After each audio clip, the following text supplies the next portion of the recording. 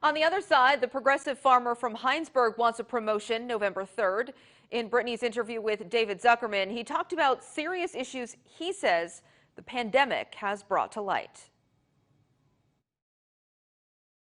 Well, I want voters to know that I think we all appreciate the job Governor Scott has done, as well as really Dr. Levine, who's the cornerstone, I think, of the success from the administrative perspective with COVID-19, that I would keep Dr. Levine on, but that really there's a pretty fundamental difference between myself and Governor Scott with respect to ideas and vision for the future.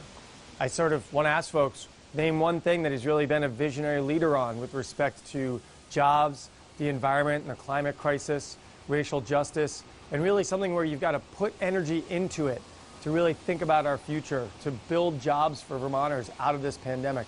Who has brought more ideas to the table to really jumpstart the economy, as I have with the Green New Deal, to put people to work, weatherizing folks' homes, putting in small-scale solar, and really tackling the climate crisis while building the rural economy? And one of the things I know that you're passionate about is bringing more broadband access to rural Vermont, and you said you want to start community access hubs and then expand them to individual residents. Can you kind of explain that? Just for like the average viewer, what does that really mean? What does that entail? Well, really a cornerstone of my plan as I've come into this campaign back in January was to rebuild our rural economy. And one of the key ways to do that is to build out broadband. And the COVID pandemic has made that all the more apparent that we've needed that, not only for youth in education and teachers in education, but also to really build out the opportunity for working remotely, whether it's working remotely from sites in Vermont to even working remotely to sites in Boston or New York or Montreal or Albany or anywhere in the world. And so to rebuild our economy, to tackle the climate crisis, and with decent paying jobs in our rural areas, we have to invest in broadband. And in one of the debates, the governor sort of talked about how expensive it's going to be. And he's right. It's going to take money. But we're never going to get there if we don't start. And I think that was a real telling difference between myself and the governor.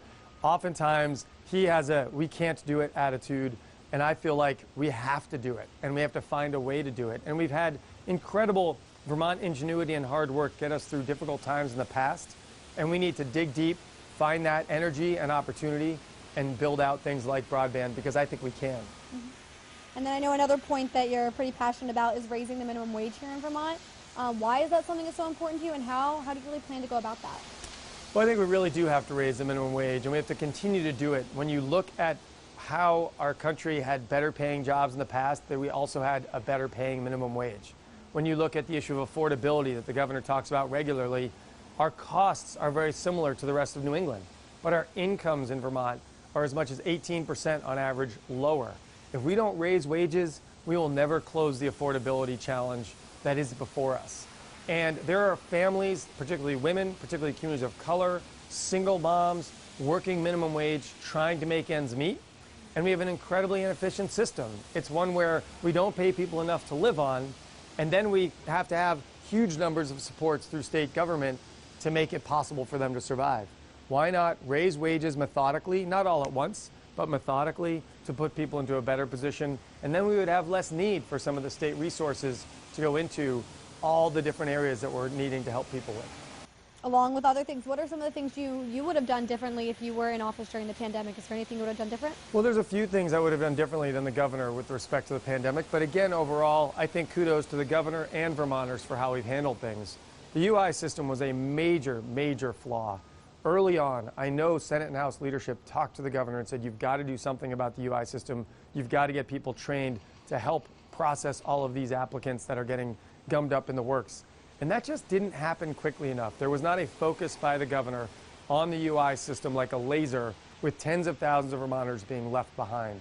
That's something I would have done differently. I would have mandated masks, as I called for and other candidates for governor called for, and the governor delayed. I would have done that sooner to help our businesses not be in the tough spot of being police and protector of their employees and advocate for their business at the same time with people that weren't wearing masks. That was a state leadership flaw on the governor's part. We needed to mandate masks right away.